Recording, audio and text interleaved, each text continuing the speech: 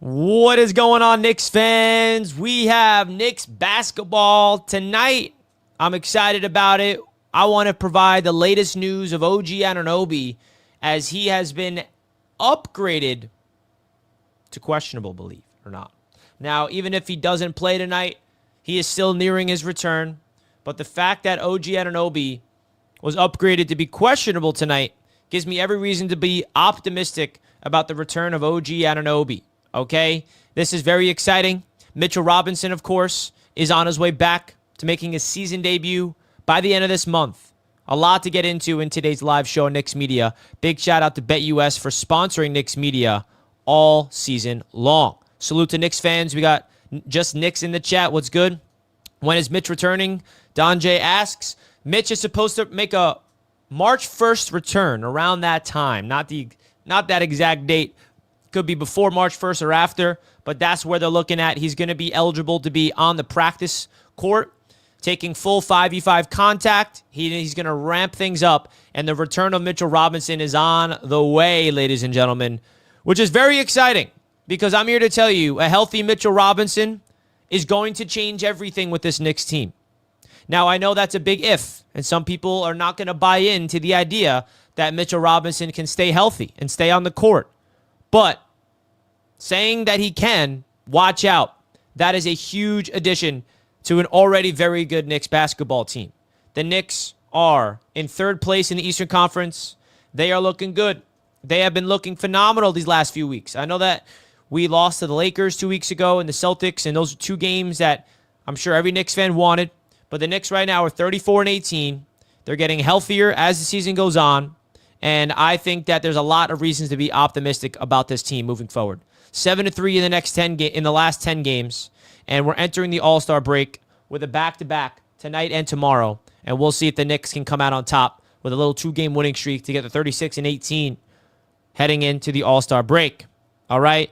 I feel like if you look at what this Knicks team has on paper, it should excite you from the standpoint of everything that we've seen. Jalen Brunson playing at his best version of himself recently, just winning Eastern Conference Player of the Week, I believe. He's balling out. Karl Anthony Towns is a concern from my perspective of just because he's not been the same player since his thumb injury. But everything around those two stars, OG Anunoby coming back to this Knicks team. Because I remember when I saw OG went down for an injury, I thought the worst. I thought there was a chance that he was done for the year or it was something catastrophic. And thank you, basketball gods, for not taking out OG for the year, man, because he's coming back, and that is very, very exciting. Outlaw, what's good, bro? Mitchell Robinson brings back interior defense and rim protection, something that we need badly. Absolutely. If there's one weakness on the Knicks, this is it. Interior defense, rim protection. Mitch brings that 110%, which is exciting. Lascelles in the chat. What's good, Lascelles? Hope you're doing well, my man. 34-18 on the season. That means we have to go 6-1 to qualify for Phil Jackson's 40-20 rule. Okay. And we need some wing depth. Yeah, I mean, listen, this Knicks team is never going to be perfect. There's always going to be depth issues. We're not going to be complete.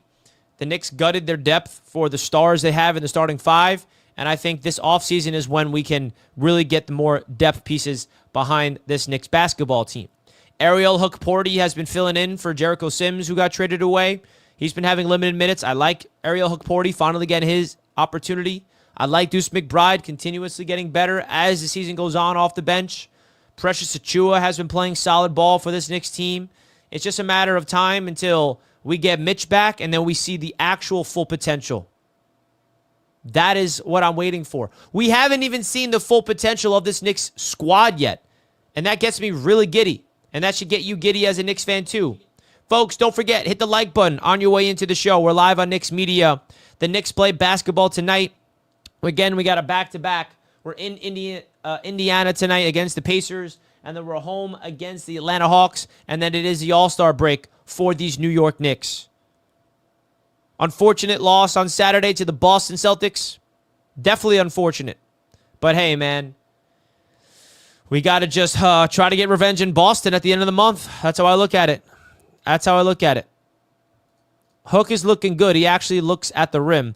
But best of luck to Jericho, of course, not against us. Yeah, I mean, listen, Ariel Hukporti, I think, has a lot of upside. I think he fits the Tom Thibodeau mold a little bit more than Jericho Sims.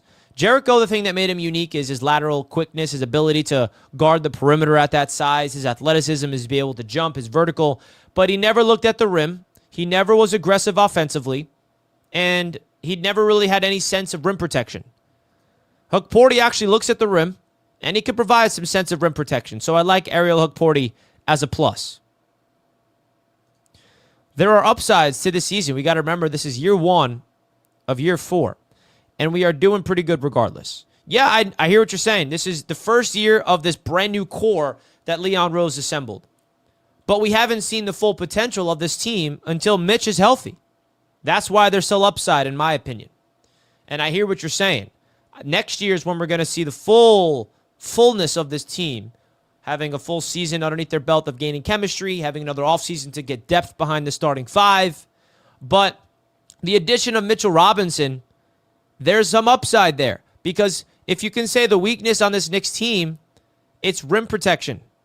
Mitch brings that. That's why we don't have any elite rim protection. Isaiah Hartenstein left in the offseason. Mitchell Robinson's been injured. Those two guys were the core of protecting the rim last night for this Knicks basketball team. And then we traded for Karl Anthony Towns, who is a prolific player on the offense, but does not protect the rim inside.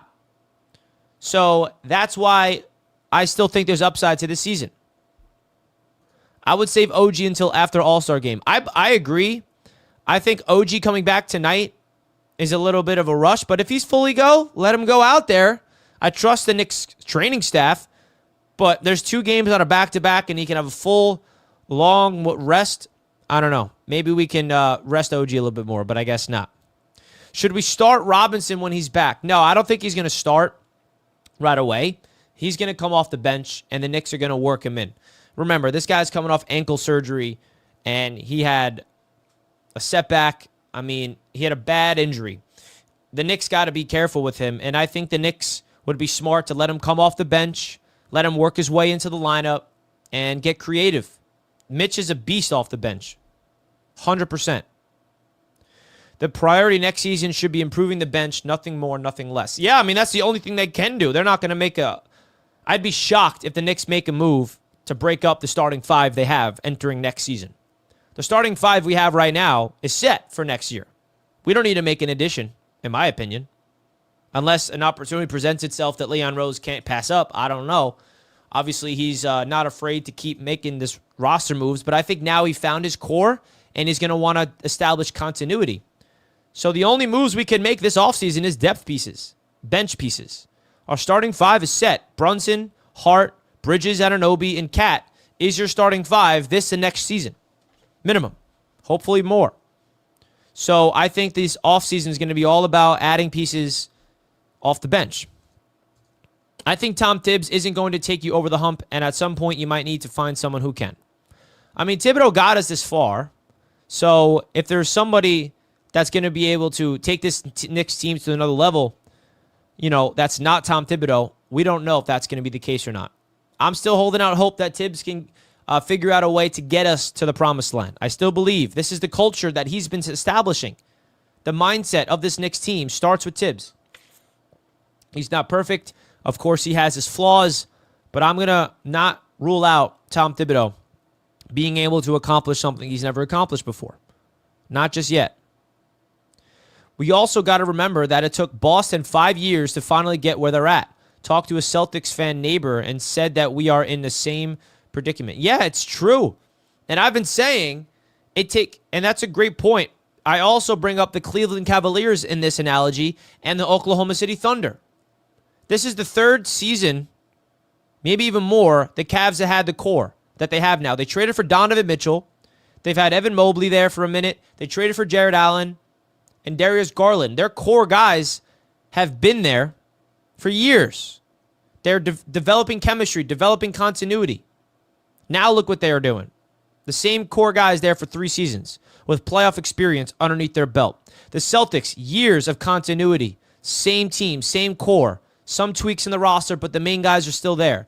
OKC, they've had SGA there with the same young core around him for years, and now look how dynamic they are.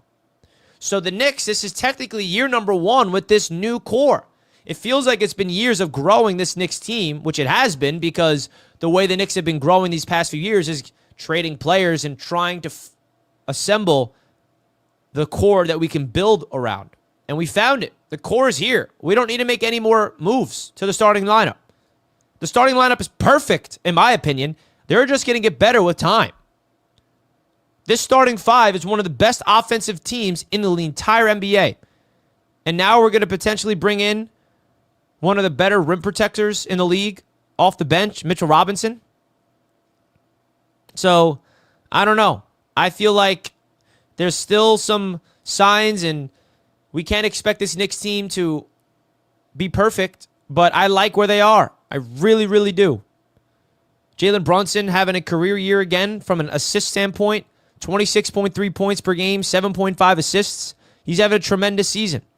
Cat, after taking a step back after his injuries, not ideal, but I hope that he can get better as the season goes on. And you talk about Bridges and OG.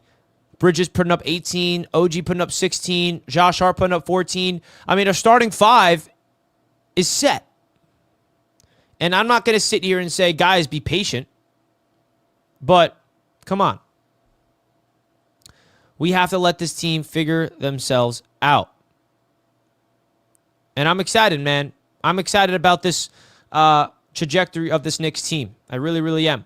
So it is the All-Star break coming up, and I wanted to get your thoughts of these odds. I just posted it on my community tab here on Knicks Media.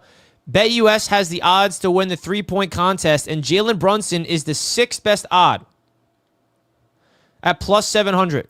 If you guys want to sign up for BetUS Sportsbook, don't forget to use the promo code YouTube150 when you sign up today to get your 150% bonus on your first deposit, 125% on your next 2 deposits. That's up to $2,000. Jalen Brunson is at plus 700. Can he bring the home? Can he bring the award home to New York City? Damian Lillard is in first with the most favorable odds. He's won that contest a lot of times. He's a vet. I don't know. At plus 700, I like it. I like it. So you guys let me know. Does Jalen Brunson have a chance to win this award? You guys can go to BetUS to make your bets on that. Will OG play tonight? There are the chances. I will only bet Knicks to win if OG plays. He's upgraded to questionable. Doesn't mean he's guaranteed going to play, but all signs are pointing to OG coming back eventually. For coach replacement, if it does come to that, Dan Hurley from the Huskies. I don't want to even talk about coaching replacements, to be honest. I want to stay grounded to Tom Thibodeau. Feel me? We need Mitchell Robinson to start off the bench instead of starting, because what if he gets injured again? Yeah, he's going to come off the bench for sure. They're not going to rush him all of a sudden play 30-plus minutes a game right off the bat. You're going to need to ease Mitch in, and they will do just that. Cat's future salary, 49 mil, 53, 57, 61. He is highly overpaid for what he does. Let's not forget what Cat was doing before he hurt his thumb. He was on MVP level numbers. The guy was putting up 26 points and 14 boards a game. Let's not act like Cat's having a bad season. Is he getting paid a lot of money? Yes, he is. But let's not act like he was not shooting the ball 44% from 3 and looked absolutely dominant before his thumb got tweaked. Let's not spread this news that he's not a good player and he doesn't deserve to get paid a lot of money. All right? This Knicks team is assembled for a reason. That's why you have OG Anunoby defending. That's why you have Mikal Bridges on the perimeter. Karl Anthony Towns' offense is completely so dominant where I'm not going to whine about his defense. You know what I mean? Can Nikola Jokic defend well? You know what I mean? I'm not saying he's a bad defender, Jokic. He could protect the rim a little bit, but come on, man. Cat is an absolute force on offense. And now the Knicks are the best team in the NBA on offense when he was playing at that level. That's why you need Mitchell Robinson. He's the defender here. You can't expect everybody to be able to do everything. And Cat's upside on offense is definitely worth the money, in my opinion. 100%. So I'm excited about it. You guys should be too, because the potential of this Knicks team as an offense with Cat is off the charts. 100%. 100%. So tonight's game is going to be a big one. You know, we have to be able to beat these Pacers and the Hawks. I feel like if there's two teams in the Eastern Conference that the Knicks have not been able to beat so far this season, it's the Hawks and the Pacers. I think we beat the Hawks in our recent matchup, but they got the better of us early on in the season. Let's please go out there and beat these two teams and go into the All-Star break with some momentum. That's how I look at it. So, folks, that's going to be my thoughts of OG Anunoby nearing his return and the next two games coming up for the New York Knicks. Don't forget to subscribe here to Knicks Media. I appreciate all the support and all the love here on the channel. Knicks Media is going to keep going, and we appreciate all the love. Much love to everybody, and we'll see you guys next time. Let's go Knicks, and shout out to BetUS for sponsoring this show. Peace out, folks.